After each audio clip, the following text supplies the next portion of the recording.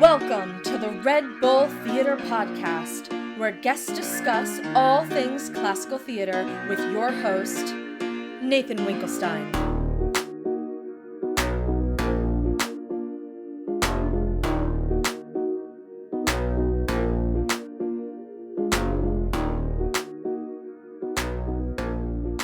Welcome to the Red Bull Theater Podcast. I'm your host, Nathan Winkelstein, and I am thrilled to welcome to the podcast today one of the most exciting performers I know, a recent Critics' Choice winner on the silver screen and the star of many a Broadway and off-Broadway show, including the recent revivals of Spamalot and Once Upon a Mattress, as well as Red Bull Theater's own hit, The Government Inspector.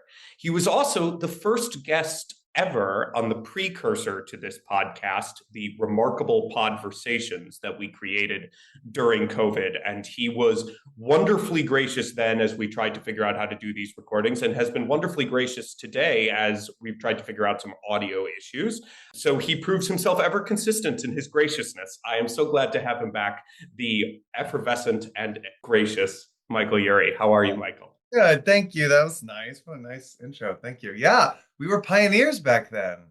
Yes. It was the world of Zoom theater and figuring out other evergreen methods. And those things, I have to tell you, Michael, the reason this podcast exists is because those podversations had such a response. There was such a desire for that content, desire to see two people being able to engage and talk about this theater thing that was ripped away from us. So it really, and it's been one of the great joys of what I do day to day, getting to do this podcast. So it really is quite heartwarming to think back on that initial one. There's so many things that we did during the pandemic that we don't do anymore, like so many things that we pivoted to that we were so happy to pivot away from. I'm glad that there's something that stuck. There's a lot of Zoom meetings. I mean, we take Zoom meetings all the time, which is great because we can be anywhere. But something like this is such a great glass of lemonade. Yes. And it was one of the things we realized as we came back from COVID was we were like, during COVID, people had nothing to do, and they were happy to sit and watch these things. And then we realized maybe a podcast where they're listening while doing their laundry or driving the car or doing other tasks might make a little more sense. And hey, it allows me to be wearing pajamas just like in COVID, so it works out great. So today, last time that we discussed Mercutio, and we decided that we would explore something different this time, and we have agreed to dive into the role of Leontes from The Winter's Tale. You've performed in The Winter's Tale a number of times, but never in this role, correct? So actually, no, I've never been in the play. Oh, okay. I think you might, when we were talking about which play to do, we also mentioned talking about Titus. And yes. That's what I've been in. Somehow I've been in multiple productions of Titus Andronicus, that weird ass play. That is so fun to do. And so and I was in a version that was a comedy version that Darko directed at the Old Globe, where we tried to make it funny, and it was pretty funny. And then I was in a version at my old community college where I played Saturninus. Anyway, I've never been in The Winter's Tale. I'm dying to be in The Winter's Tale. It's my favorite of all of the Shakespeare plays. But I did this scene that we're going to talk about specifically in acting class, my third year at school. So this is a play that I know pretty well just because I've seen, anytime I can, I go see it. And I've read it a bunch, and I've worked on it a bunch, and I think about it a lot. But no, I've never been in it. Have you? Have you ever been in it or done it? I have not been in it. I have studied it a lot. It is also a favorite of mine, and it has, for me, the saddest scene in the canon, which is the scene, at least for, a young man who reads these plays through the lens of the characters that they might someday play, is the scene when Leontes comes back to his senses and realizes that he has destroyed his family, is one of the scenes in the canon that I can't even get through reading it. Oh. And I think it's hard to say that a Shakespeare play is underappreciated, but Winter's Tale feels that way somewhat to me. Also, I'd like to Yeah. see. I was just going to say, I also want to say that that was a wonderful and pro transition from me completely flubbing, which which will show you the name. And that, is, ladies and gentlemen, is what makes Michael great. So thank you for that. Thank you for that save. And it was such a compelling save that I can't even just cut it, which is what I would have done normally because I want my listeners to think that I am, of course, perfect. Now they'll know you're human. Because they hadn't figured that out yet. But Yeah. yes. Why do you think it is that it's not done more? I that it's like underappreciated. I guess it's like really hard. It's a hard play. It's like complicated. Well, and I think its form, it's one of the plays whose form is confusing. It really actually does, I think, require a take in some ways. Some of his plays don't, but this play does. Well, it's almost right in the title of The Winter's Tale. It has almost a fairy tale feel to it. And I think learning how to lean into that in a way that makes the script pop and lets the kind of major swings of character, which I'm sure we're going to talk about today, and also scene and time feel more like one story, the way a grim fairy tale can, or the way a Disney movie can, or something like that. I think it's just, its form is really quite tricky and quite groundbreaking, and frankly makes it harder, I think, to execute effectively. Yeah. It's a tragedy for the first half and then a comedy for the second half, which is so different than, a lot of the tragedies are the opposite. Romeo and Juliet, so funny until Mercutio dies, and then it gets so obviously tragic.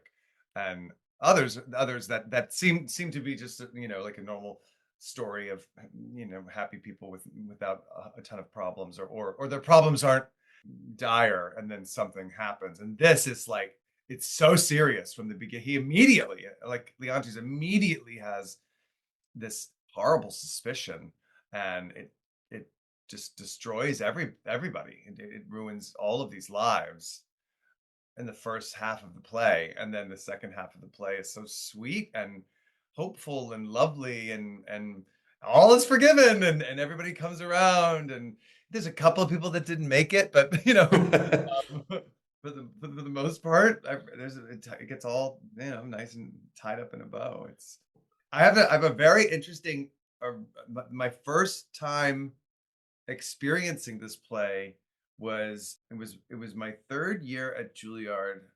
And at Juilliard, the first thing you do the first project you do, the first like show you put on, is they call it the Discovery Project. And it or at least at the time I went there, it's always a Shakespeare play, and you spend weeks and weeks working on the play, and doing exercises and feeling it out, and rolling around on the ground, and doing very intricate text work, but you're not even really, like, you don't really even know how to do text work yet because you haven't learned anything. So it's all raw. It's very raw, and figuring out what this stuff means, and then you play multiple parts. Nobody plays the same role throughout. Every scene is like a whole new, and people play trees, and people play desks and tables, and whatever. Like it's all very rehearsal roomy. So the first time I was ever exposed to this play was one of these Discovery Projects. And it was the first year class when I was a third year or fourth year. I can't remember, one of those, I think third year. And it was a really good class, really talented class. People, Oscar Isaac and Rutina Wesley, and it's just like a Jacob Fischel. This really just like dynamite class. And so they're doing the play, and at one point the bear shows up. This is the exit pursued by bear. Yes. Comes and takes away Camillo, right? Camillo chases him off, or whatever someone intends to do. It's always a little different. Like you said, you need a take because there's a bear on stage. Right. So the bear in this production was like 6 people came and just picked the guy up and like lifted him and took him off stage. And it was so beautiful. And I didn't know what it was because nobody says bear. Right. So I didn't know what it was, but the guy sitting next to me, one of my classmates, Joaquin, he had been in the show before.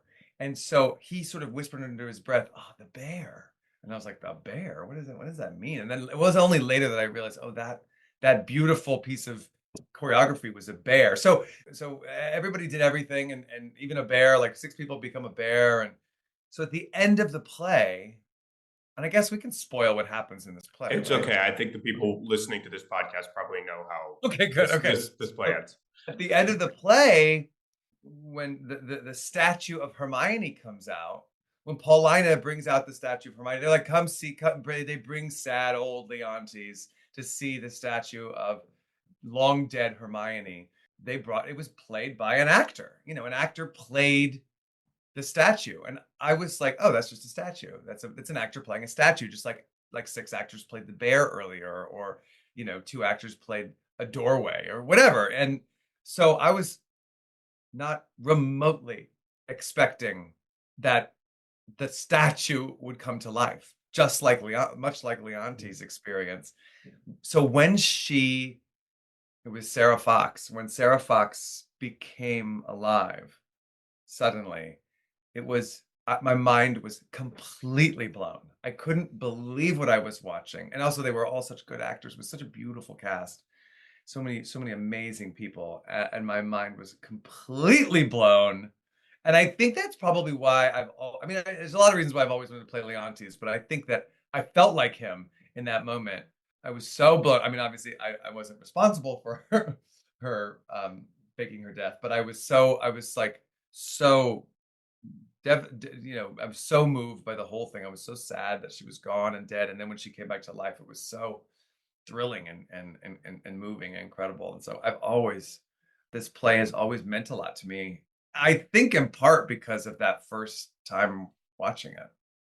That's a really lovely story, Leigh. It's nice hearing the equivalent of kind of a Shakespeare origin story for you with that play. And I do think it's to the point you mentioned earlier about a tragedy that turns into a comedy, a tragedy that has a happy ending. And the difference of like Romeo and Juliet, which was famously a surprise to the audience the first time because it followed a comedic form before switching to tragedy, is I think is a wonderful evolution in what Shakespeare did, where as he became an older and, let's face it, flawed father, he started writing plays about forgiveness and plays with negative, flawed characters who then seek forgiveness. Obviously, Prospero is perhaps the most famous of these, but you also have Lear. That one obviously ends badly. But this play is a play where he does maybe the worst thing he can possibly do and eventually earns grace. And it's one of the only ones of his play, because even The Tempest ends kind of with the question mark of, will he earn his grace? Will he receive it? And he certainly asks for it, but whether or not he's earned it or not. Whereas this one, it's like he gets it. And there's something intensely optimistic about that actually isn't in a lot of the other character arcs and story arcs of Shakespeare in that way. It's somewhat unique, which I think is really, and it's really touching in a particular way. So on that note, let's read. So the part that I asked you to read just as like a jumping off point. And for those of you who don't know, I'm shocked that they asked you to do it in third year as like introduction to Shakespeare. For those of you who don't know, The Winter's Tale, and especially Leontes, has some of the most complex language in the entire canon. I mean, it is Shakespeare at his ultimate, right in the height of his powers, second act Shakespeare doing his look what I can do with language stuff. Pay close attention to the complexity of what Michael and the beauty of what Michael's about to do. And there, I just set you up to fail. So, this is going to be quite cold. I used to know this speech. And I definitely, once upon a time, I had a marked up version of it that had all the little twists and turns, but it's just as like irregular as you can get in terms of the scansion, because I mean, you can scan it. I did. I did, and I followed every single little irregularity back in the day. But let's see. It's been a And rough. for those of you who don't know, this is from Act One, Scene Two. This is the scene where Leontes is seized by a fit of, we'll call it jealousy for now, we'll talk about it, is seized by a fit of jealousy over the relationship between his wife Hermione and his best friend Polixenes. This is the first speech he has about it after they leave stage. And he's left alone with his son to contemplate on cuckoldry. And whenever you're ready. Okay.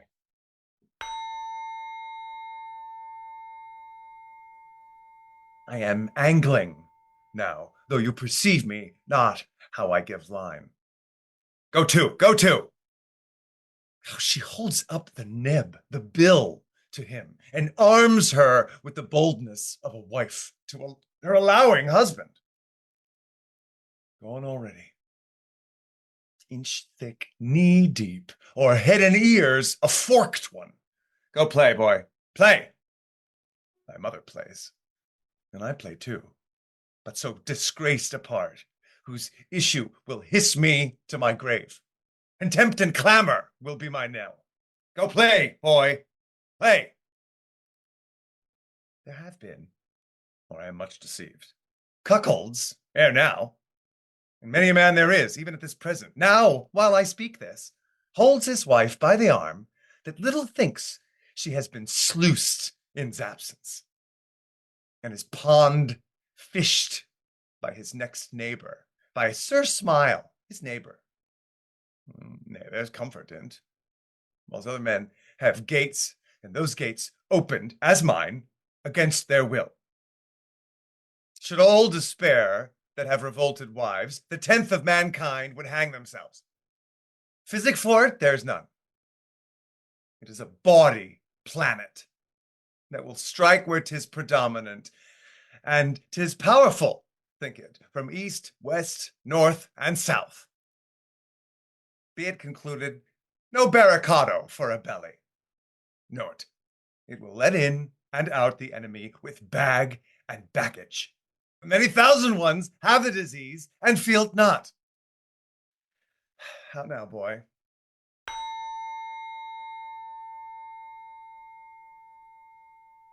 That was rough. That was rough, but whoop, there's so much here. My gosh. Yeah, I mean, I was actually just thinking, like, as you were reading through it, I was like, holy cow, like, we could just spend not only the next hour, but the next 6 hours just literally just discussing what and why did he choose these words and all of this. Yeah, gosh, it's such and I don't even think of this as I think of the one where he talks about affection as being one of the most complicated, which I think is the speech right before this, as being one of the most complicated, like, what is he saying? Right. But this one is not far from it. Right. And I do think I'm curious. The first thing I really want to talk about is just like, what the heck happens to this guy in this scene? Like, what provokes this turn? But it is interesting to me every time I hear this speech and every time I hear it in the mouth of a great actor, I go, and this is almost a crazy thing to say about Shakespeare. This is the second time I'm saying we don't give enough credit to something about Shakespeare, which should just be a false statement by definition. But we almost don't give him enough credit for how much his language indicates his character's mental state. Right. Because this language is not complicated just to be complicated. This language is complicated because his brain is, I don't know what's happening inside this guy's mind, but you see it literally coming out in the complexity of the verse structure itself. Is that something that you found as you were doing it? Like, it's got to be kind of hard to do this one calm, for example. Yeah, right. No, yeah, you can't mark this. You can't phone in this craziness because he goes crazy. He sees her. I mean, it's sort of like it's hard not to just use the C word. He has gone crazy here. He sees his friend touching his wife funny, hugging his wife, holding her hand. I don't know what he's doing, what he's doing, but nothing is going on. It's a completely innocent, innocuous interaction between this guy who is his best friend, his greatest colleague, his somebody he loves, who he's known forever, and his wife, who he loves and has never suspected of anything, presumably. And suddenly he sees something across the room, and he makes him crazy. He thinks that there's that she's having an affair with him. He thinks that they're sleeping together. He's sure. He doesn't think it. He's sure of it. He's so completely sure of it, and he's mad with jealousy. And I mean, he's the leader of the realm, and he's got a huge responsibility, and I'm sure there's lots of machismo and pride and all this stuff that's there too, and casting a Polixenes that's gorgeous and charming is probably going to help a lot, and making the Hermione a complete beautiful dish, and seeing them together and it being like, oh my god, they're so beautiful together, all that stuff, like in the production and the casting of it, could help. But the truth is, he's wrong. He's just totally mistaken. He sees them, and he misunderstands how he misinterprets the moment, and doesn't care, and is unable to listen. I mean, in the very next scene, this scene leads into the scene with Camillo, who is his sort of right-hand man. He basically forces Camillo to admit that it's true, and he won't listen to reason, and he threatens Camillo, and I remember when I worked on the scene, it even kind of got violent with Camillo. He's incensed, and his mind is just going all over the place. And that's sort of, if Shakespeare were to give you stage directions, it is in the form of punctuation and the these broken words that as I was reading it, I even forgot which some of them were. Like, there's a lot of feel it, know it, comfortant, and then there's this one that I've never seen in any other play, thousand ones, where he doesn't even finish the word ones. Yeah. I think that is right. I was trying to figure it out too. So another thing for the listeners to hear is we don't actually always just know. Yeah, ones. Yeah, there's because you normally see ON''S, and you sort of think it's an abbreviation of onnits or onis, but like on his something, but that doesn't. Many thousands on his have his disease doesn't work. It feels like it's ones. Yeah, and it's spelled ON''. It's bizarre. Yeah, so it's interesting because I do want to talk a little bit about the language itself and how we work our way through it. But I also think it's fascinating what you're saying, because while I think it would be mildly helpful to have Hermione and Polixenes be gorgeous, the given circumstances of the moment are that this guy's been here for 9 months. There's no sense in the beginning of this. The break happens in the scene. Right. There isn't, we are at, to use playwriting terms, we are at stasis at the top of the scene. There is no disruption yet. And so it is in the course of an innocuous conversation where Hermione does exactly what Leontes asks her to do, which is convince Polixenes to stay another month, that he decides they're too into each other. Right. And there is the clearly teasing on Hermione's part. There is the back and forth about how she's spoken well twice in her life. Once when she gave her hand to Leontes, and once now when she got Polixenes to stay. And that provokes the too hot. Right. However, there's nothing there. And as we know explicitly in the play, there is nothing there. The gods speak and say Hermione is innocent. So it's a fascinating snap.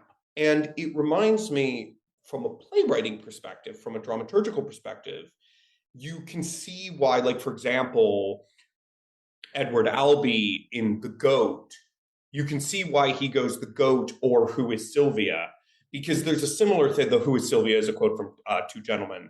And a similar thing happens in Two Gents, where stasis is broken by a character, Proteus, Just seeing a girl who is exactly as pretty as the girl he's in love with, who does nothing but be polite to him, and he just switches on a dime and goes, I love her, and I hate my friend, and I hate my previous girl.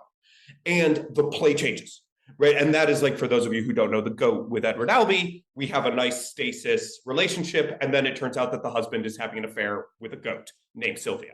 And suddenly we are no longer in stasis. And it feels similar here, where it's like Shakespeare almost realized it doesn't matter what the provocation is. It just matters that it happens. It just matters that what happens when you are in an incredibly happy, content relationship and something happens that snaps it. And I think it's actually kind of brilliant of him to leave it open, to not give a great explanation for why this man, who clearly is a great man, he's clearly a good king and a great man because his advisors and everyone are willing to try to convince him. He's never acted tyrannical before, and he snaps. And nobody's afraid of him. That's what's so interesting. Paulina stands up to him. Camilla stands up. They all stand up to him. Nobody's afraid of him. Everyone's completely thrown by this. Yeah. And so I think it's an interesting challenge for an actor. Yeah. Because it's hard to find the justification for it. You just have to commit. And like, how does an actor choose, like, what is the moment, and how do I get to this level of provocation from a lack of provocation? I'm curious from your point of view, like, is that easy, or like, are you able to just go, okay, the given circumstances are he's flipped, or do you have to sort of build a bridge, if that makes sense? I think if, and God willing, when someday I get to play this part, I think this is something I would want to, and then the forgiveness at the end of the play would be the two things that we would spend the most time, I would want to spend the most time talking to the director about, because you have to not, like, it's one thing for the actor to take a leap and for the other people around him to take a leap, because we can figure that out. But for the audience to take this leap too, and to even really know what's going on, because the language is so complicated, especially this part. Yes. At the end, I think the audience goes along and they just have to buy it. They just can't roll their eyes at it or shake their heads and think, I wouldn't forgive the guy. Because that's the big thing. It's like, how do you forgive this guy? Son's dead, decades past, or whatever, 14, 15 years, however much time has passed. Is it 14? 16. 16, right. Right. She's 16. The daughter is 16. I think it has to be in the production of it. Obviously, like, everyone has to be on the same page. We have to decide at what point Leontes shifts gears. Maybe there's a moment where he sees it. Maybe you build it into the staging where there's a freeze frame or something. I don't know. There's something that like, you see what's going on. You see what he sees, and even though it's not accurate, he's misunderstanding it. You get why he goes there, even if you disagree, so that they're on the same page with him. Whether hopefully they don't follow suit. They don't believe him. That ideally that they know, just like the rest of the characters know, this is crazy. And then he becomes this totally mad ruler that doesn't listen to. I mean, he almost he starts gaslighting everybody essentially by even the gods. I forgot about that. It's crazy. Even the gods come down and say she's good, she's chaste or whatever, and he's like, nope, tear it up.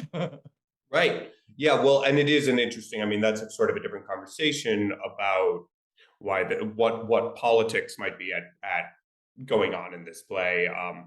Shakespeare is generally considered a monarchist and has known how to, and definitely managed to avoid getting in trouble the way some of his fellow playwrights did. But this is a hell of a takedown of absolute power, right? Because this is a great man. If they happen to go nuts for lack of a more sophisticated term, there's nothing anybody can do. In a fairy tale, the gods can come in and say, hey, we're gods. But in the real life, that's hard, which is a part of this play that I find interesting, is that there are no guardrails that are actually effective against him going rogue, which was something frankly, in preparation for this podcast, struck me more than it ever has before, about how real are guardrails and how theoretical are guardrails when someone decides to press. And that this play explores that, and that the guardrails end up falling into the hands of people who don't actually have real power, like Paulina, who are trying desperately to speak truth and save a system. It's an interesting part of this play. But I wonder, I mean, I can't help but think that rose to the surface more this time for you because of where we are and how our guardrails are all seemingly made of cooked spaghetti right now. Yes, exactly. And I think it's an interesting warning. This is a time in England where you have a king and a parliament, but the king really still has power, even though technically the parliament does, because it's post Magna Carta, et cetera, et cetera. But and you have a king who somebody attacks them and tries to blow up parliament, who is notoriously kind of famously going after witches and stuff. He's also famously kind of a nerdy, fine guy. But I imagine there are certain things he does where the smart people on the streets are like, excuse me, like, aren't there supposed to be lines in place here? And that's, of course, Hermione's great speech is, this is rigor and not law. This is not actually governance. This is one man. So you think that the bridge, it's interesting, the idea of like maybe having a director try to isolate that moment in some way and get the audience to show the perspective switch that happens from the point of view of Leontes. I mean, Leontes it's such a fascinating challenge, because I think the most challenging element for him is he only gets about like 5 minutes of like, I'm a good guy, before all hell breaks loose. Like, it's not really long enough to establish. But he also does get the benefit of like the power of being the person who speaks to the audience. Yes. He gets the power of being the soliloquizer, which at least does a decent job of trying to let the audience in on his perspective. And I'm trying to think if there's any other character in the canon where the truth that character is speaking to the audience is so clearly not the truth. Yeah. And like, what is that disruption for the audience? Because normally the audience can trust that whoever is speaking is telling you, it's maybe their perspective, but is describing reality. Richard III he's telling you what he's going to do. He happens to be a bad guy, but but it's real. I guess maybe telling you that or like, Claudius tells you the truth that he's been lying. Right. And then so is there any other, I hadn't really thought about it until just now, is there any other character in the canon where there is that disruption of perspective for the audience, where they're so used to receiving the reality of the play from the first person who turns and goes, this is the play, now is the winter of our discontent, or even how happy some or other some can be, or, oh, that this too sully flesh, like all of them, they like turn and they go, here's the play. And the Leontes turns and goes, here's the play, except the audience is going, wait, is that the, I'm not sure that's the play. Yeah, I know, but they have to, I feel like you have to know then that, don't you think you have to know right away that he's wrong? So that, I mean, you have to be in the same, you have to know that he's mistaken, I think. Well, I don't I mean, it's one of those ultimate tricks of like we have to do this thing in our head that a lot of people don't, of like, what if they had never seen the play before? And what if they are used to the form and used to, frankly, not very good writing and used to hyper dramatic stakes? Is like, it initially designed to be so clearly that Leontes is wrong from the beginning? Or was it designed that the audience would maybe be like, well, I didn't see that, but he's telling me. So Right. that's the story. And frankly, that's a pretty, you could definitely see that being a Jacobean story, right? Is like Totally. the king's wife is sleeping with another king, and now there's a whole court drama about it. Like you could actually see that. So Yes. I don't know. I mean, it feels hard to imagine now not being like, what? um, Right. but maybe the audience was supposed to be truly split about it. That's so interesting. I never thought of it that way, that like you didn't know what the truth was. Gosh, that's such a modern take too, like half and half, right? Like half Right. of, half of us believe and half of us don't. But the other thing, I think about this a lot, especially doing, like a long run of a show when something goes wrong and you've spent so much time and effort making sure it goes right the same every night, and then something goes wrong and you're like, oh God, now they're gonna think that's or like they're gonna know that's a mistake. But audiences, unless it's like obviously a mistake or somebody gets hurt or somebody like breaks character or something, if the actors on stage stay in it and something goes wrong, the audience buys it. It's Right. so wild how many times I've been in a show and something's gone wrong and I ask afterwards, somebody's been, I know in the audience, I know like they come backstage afterwards or whatever, and I'm like, did you see when that happened, when the thing fell off the thing and that happened? And they're like, oh, I thought that was on purpose. I thought that was just part of it. They just buy it. They just like go and they just buy it, which is what's so like tricky about this moment. Is like, to your point, like, does the audience decide to believe Leontes here or everyone else? Right. But it's particularly interesting in this early section because you're not getting everyone else. You're only getting Leontes. That's true. And you do see like Leontes, if you don't know the history very well, and if you don't have the entire perspective of the play that you get from studying the whole play ahead of time, you do see a man say no to you. You see the wife be very friendly and informal in a way that, frankly, is not normal for the original Shakespeare audiences. Like seeing a woman have such kind of authority and command over herself that Hermione does, and frankly, such trust in her husband that she can be this friendly and open with another man. But Yeah. but the audience has none of that. The audience sees it, and then the person who tells them, I'm the person who tells you what to think, I'm the person with the information, says that's a problem. And we've been told through all of our theater going that, okay, we listen to him. Right.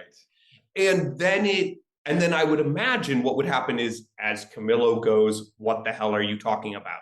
As Hermione herself goes, what the hell are you talking about? As Paulina goes, what the hell are you talking about? The audience starts to go, right. And maybe it's actually a much more dynamic play, weirdly, than we think it is because we think it's obvious. But I wonder Yeah. how obvious it really is, which is kind of cool. Yeah. And then there's this specific, like if they're not, if you don't want the audience to be split and you want Hermione to seem innocent from the beginning, then I think there has to be something that happens to them that the audience doesn't see as anything anything untoward, but Leontes clearly does see that way. And that's kind of like my freeze frame idea. It's like, when Hmm. is the moment that proves to him that something is going on and also proves to them that nothing's really going on. And I don't know, maybe, I mean, I don't know. That's sort of what's so exciting about it. But I will, something that, to your point about the soliloquies being the truth tellers, the our narrator coming and telling us the truth. He does think it's the truth. Yeah. He doesn't. He thinks he's. He does think that he's coming to give the audience the God's honest truth, which is an interesting twist on that. Well, and that's something. That's why I didn't bring up Iago, because Iago, I think you could legitimately say, I'm not sure that I subscribe to this, but you could legitimately say that one of the things that sets Iago apart is Iago lies in soliloquies, is that he understands not just how to manipulate the people in his world, he knows how to manipulate you. And that is one of the things that makes Iago unique. Again, I'm not 100% sure that I ascribe to that, right. but it's definitely a living theory. But that's different, right? It's different than what Leontes is doing. Leontes thinks he's the hero of his story. Yeah, he thinks he needs to stand up for cuckolds everywhere. God stand up for cuckolds. But and that's an interesting, and I think sometimes we're so astonished by what he's doing because we know it's wrong that we forget that he really does think it's right. And he really does think he's the hero until he's not. And how devastating that must be for him. Yeah. And in that way, I guess, I don't know. I don't even want to say his name, but we keep thinking about our president, like how, I guess in that version, he's more of an Iago than a Leontes, because he does know that he's. Well, I don't want to go into politics. I'm not actually sure that's true. Right? He thinks he's telling the truth. I think everyone these days is so in a bubble of perspective, based on what is around them, that do I think that Trump thinks he's a good guy? No. But does he think he's what a lot of people think he is? I don't think so. I think so, but that's a different. But the psychoanalysis of that is fascinating and comes to life here in a slightly different way. I'm almost not willing to give him, for what it's worth, I'm almost just not willing to give him the credit of a Iago. But let me, to get us away from this suddenly becoming a political podcast. Sorry to everybody listening. We're theater people. He just cut our budget. Give us a break. Another question I had about this particular soliloquy, which I think actually maybe ties into the strangeness of the speech, the strangeness of where his perspective is his kid. Yeah, the kid being there. Right. And the kid seems to hear the speech. He does hear it, but he doesn't really understand it, right? What does he say? Well, he says this incredibly sad, especially knowing what happens to him, line. He says, I am like you, they say. Yeah. Which is such a sweet sort of, because of course, if we're having trouble figuring out what Leontes is saying in this speech, the kid doesn't have a chance. Right. But he does, he had that whole weird speech where you're looking at him really precisely, and then he's sort of hearing you be mad, and kids are very instinctive about parental strife and stress. But it just fascinates me. And as I was reading through your speech, I was going, I think it's all a soliloquy and he's pushing him away. But I realized, am I making that assumption? Could some of this be him teaching his son, speaking to his son? I guess I had just and I don't know that that's I don't know that the answer to that is yes.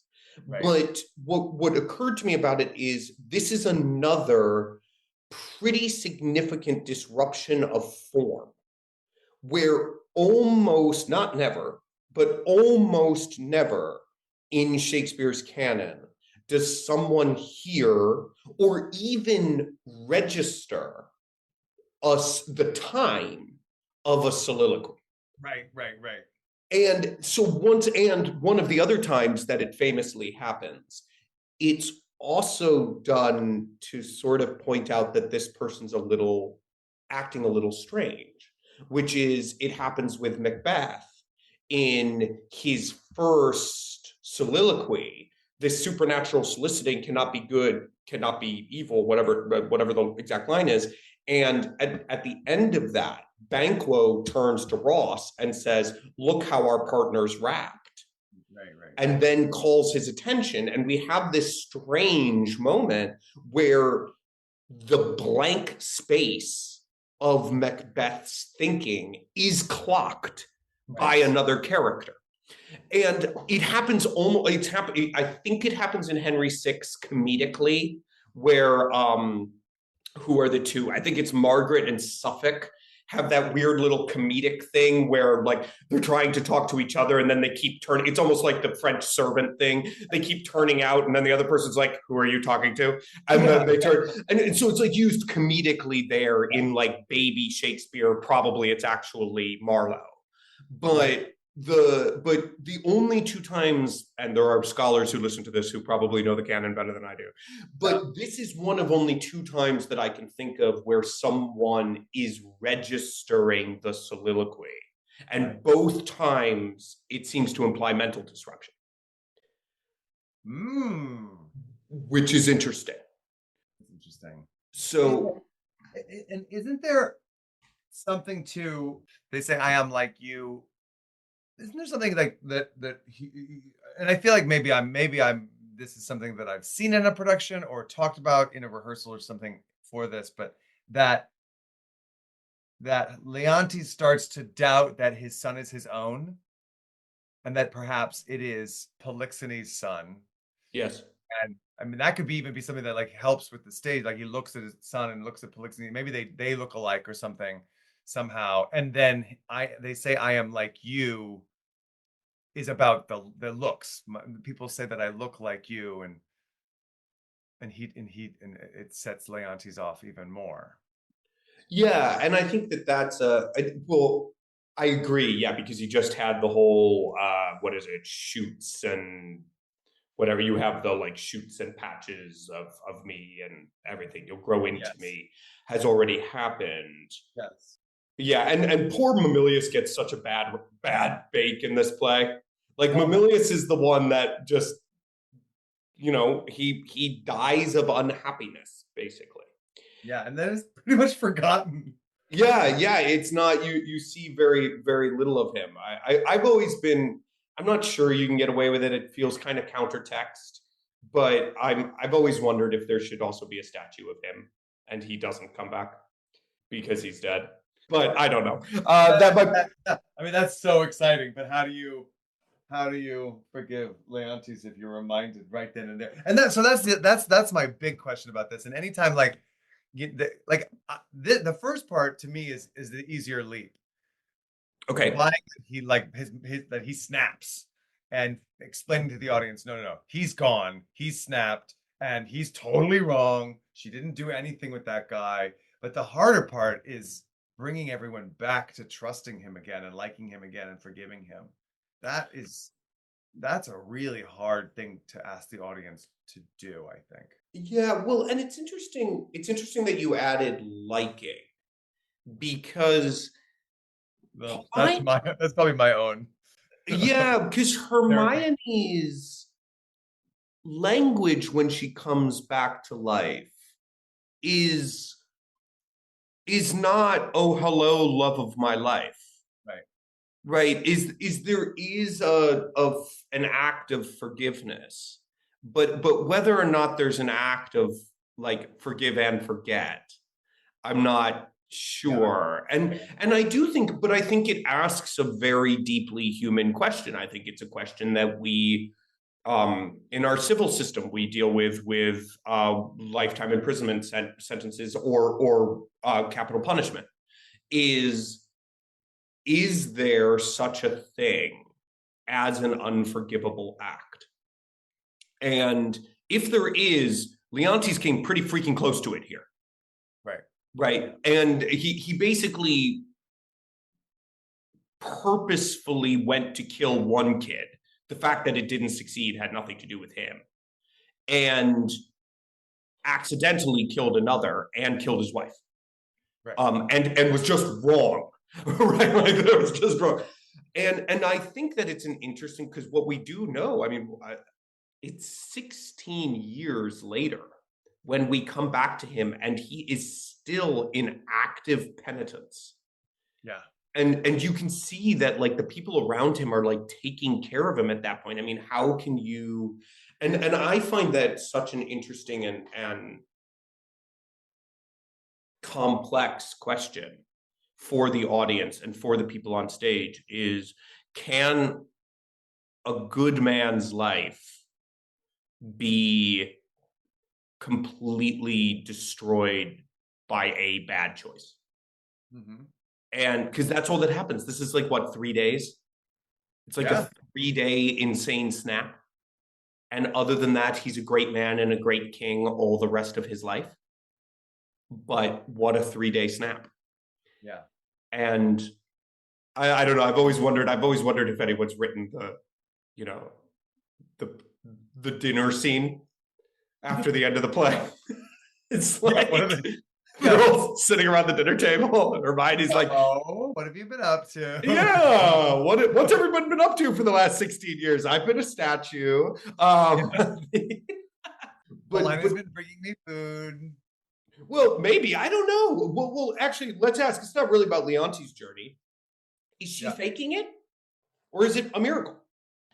Well, yeah. I mean, is she? Well, they do say. You mean, is she faking being dead? Yeah. Or does she die and come back, and Paulina keeps her hidden? And this is like a big show? Or do you mean like, does she freeze in a statue state?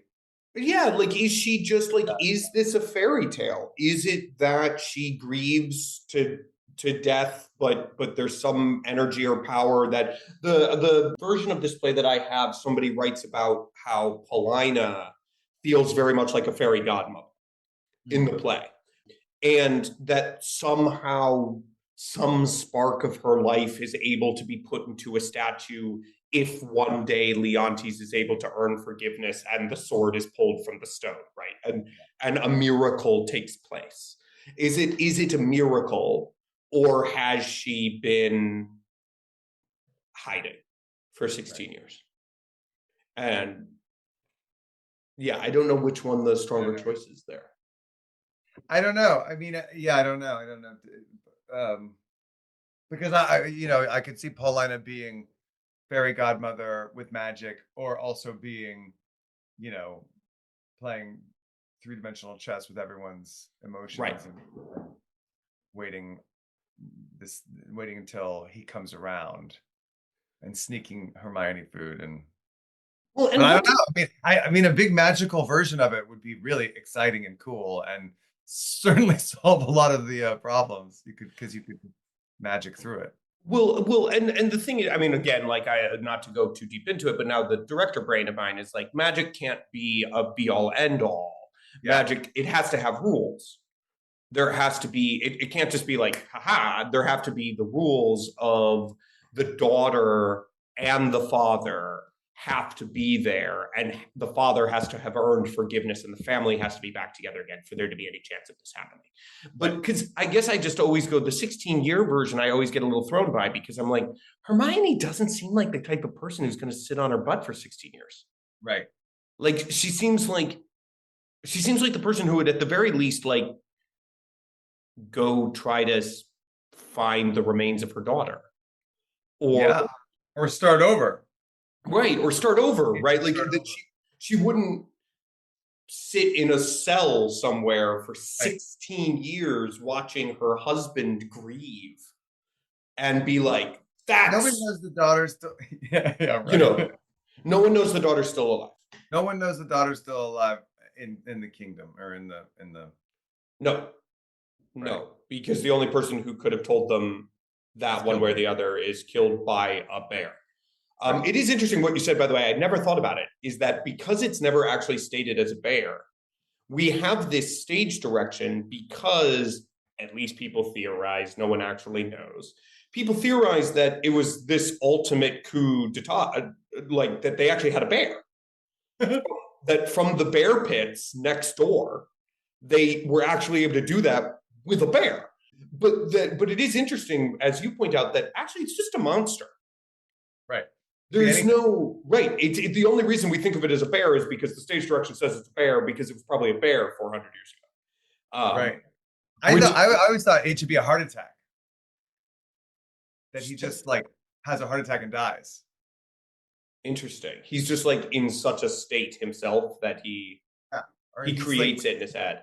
Yeah, exactly. He's old or unhealthy or something, and he's running and you know, he's just like trying to escape, carrying this baby, carrying all this stuff, and he just like and upset, and he just like has a heart attack and dies. And then the shepherd comes in and sees his remains, and it's not like torn up remains from what a bear did, but it's just this sad dead person. Yeah, that's interesting. I'd have to check. I thought one of the clowns sort of says he's kind of teared up, but he does torn up, but something like he's like torn to shreds or something. But also, like clowns are notoriously talk about other notoriously not reliable narrators. So you can kind of do what you want there.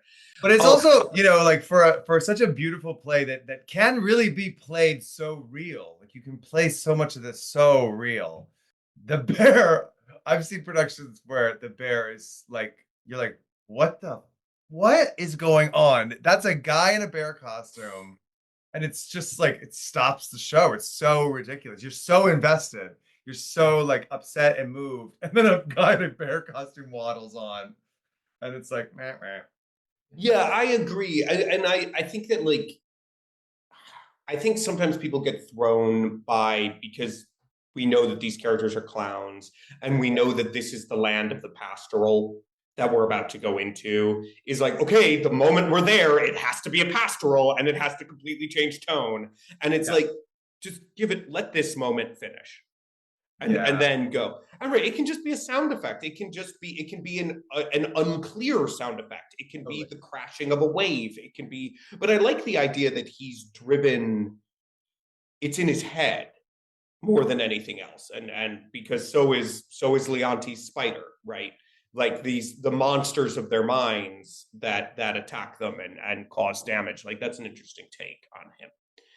They did a really lovely production that Michael Kahn directed. So I did this in class with Michael Kahn, and when I did this scene, I did this speech and then the Camillo scene, and we set it in like an office, like it was in Leontes' office at a desk, and you know everything. And when it was over, I'll never forget, Michael Kahn was like, "I'm directing this in the spring, and I might steal your office idea." And I was like, "I'm the coolest guy in the world." You know, I thought I was the coolest guy in the world. I don't think he ended up doing that, but we did see that production, and it was really cool. And Emery Battis played. Do you remember him? He was like 1,000 years old. He's gone now, but he was so old, and he played Time. This is a play where there's an actual character named Time who comes in and says, "I am Time." Right. It's like rumor. Yes. Hello. Yeah. Hey, what's up? Hey. Time. Hey. I wish he would do it that way. Just like be a Brooklyn dude. Just like, hey, I'm Time. But he played Time, and he was so amazing. He was so effortless. It was so cool. But he came on and played Time, and then he did a few other things. He would like show up a few times, and he was the bear. But he was like in a tux as Time, and then as the bear, it was just a bear head. And it was an old man, like a 90-year-old man walking with a bear. Didn't really work. I was going to say, because I feel like you could almost, by the way, my like oldest time experience with Michael Kahn at Shakespeare Theatre, that was Ted Van Griethuysen, I think his name is. Teddy, and he played Rumor for us. It was the same thing. Oh, yeah. But and Justice Shallow. Yeah, I wonder if it's an interesting thought of like, you could almost see where that would work if it was like very still and very symbolic. If it was very like, I'm actually just the narrator, the whatever. this is a symbol of what you see, and I just stand here as you have a heart attack and die. Right. That it's not a real thing. It's that I understand the idea of it.